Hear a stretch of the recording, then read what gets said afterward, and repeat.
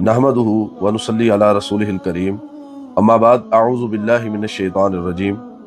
नाज़रीन, कुरान और मौजूदा मुसलमान सीरीज़ की 14वीं किस्त में आपको दिल की गहराइयों से खुश आमदीद कहते हैं। आज हम बात करेंगे अल्लाह के राह में खर्च करने के हवाले से। हम में से हर शख्स सदका और खैरात तो करता है, लेकिन क्या कभी आपने गौर किया कि हम अल्लाह की राह में देते क्या हैं? अक्सर हम वो कपड़े निकालते हैं जो पुराने हो चुके हों, या वो खाना देते हैं जो बच गया हो, या वो नोट निकालते हैं जो मैला या फटा हुआ हो, और हमें लगता है कि हमने शायद अल्लाह पर एहसान कर दिया। लेकिन क्या ये वही तरीका है जो हमें कुरान ने सिखाया? आज हम देखेंगे कि अल्लाह ताला को कैसा सदका पसंद है और वो हमसे किस मायार की कुर्बानी मांगता है। कुरान मजीद ने नेकी का एक ऐसा मायार मुकर्रर किया है जो हमारी रूह तक को हिला देने वाला है। सूरह आले इमरान में अल्लाह ताला का वाज़ेह ऐलान है, ला तनालुल बिर्रा हत्ता तुनफिकू मिम्मा तुहिब्बून। तुम हरगिज़ नेकी के कमाल को नहीं पहुंच सकते जब तक तुम वो चीजें अल्लाह के राह में खर्च ना करो जिनसे तुम मोहब्बत करते हो। नेकी का मतलब सिर्फ बोझ उतारना नहीं,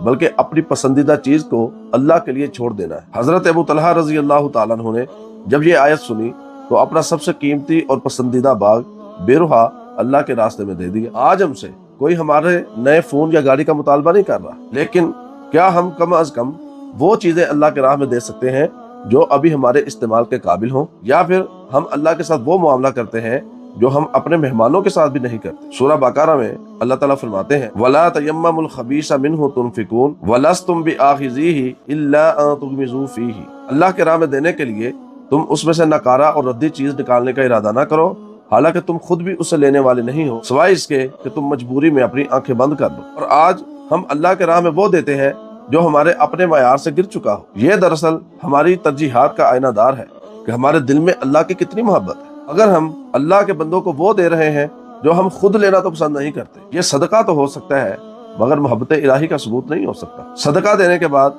इसको जाया करने का सबसे आसान तरीका एहसान जतलाना है। या अय्युहल्लज़ीना आमनू ला तुब्तिलू सदकातिकुम बिल मन्नि वल अज़ा। ऐ ईमान वालो, अपने सदकात को एहसान जतलाकर या फिर तकलीफ पहुंचाकर जाया ना करो। आजकल एक और फितना सोशल मीडिया का सदका है। किसी गरीब को आटा देते वक्त उसकी तस्वीर बनाना और उसको फिर सोशल मीडिया पर अपलोड करना, ये उसके इज्जत नफ्स को मजरूह करना है। और कुरान कहता है बेहतरीन सदका वो है जो दाएं हाथ से दो तो बाएं को पता न चले कि क्या दिया। नाज़रीन, अल्लाह को हमारे माल की जरूरत नहीं, वो सिर्फ हमारे तकवा और नीयत को देखता है। आइंदा जब भी आप सदका निकालें तो वो चीज दें जो आपको खुद पसंद हो। किसी गरीब को खाना खिलाएं तो वो खिलाएं जो आप खुद शौक से खाते। नेकी को बोझ समझकर नहीं बल्कि मोहब्बत समझकर करें। और आज का सवाल ये है कि क्या कभी आपको अपनी पसंदीदा चीज अल्लाह की रजा के लिए देने के बाद दिली सुकून महसूस हुआ है?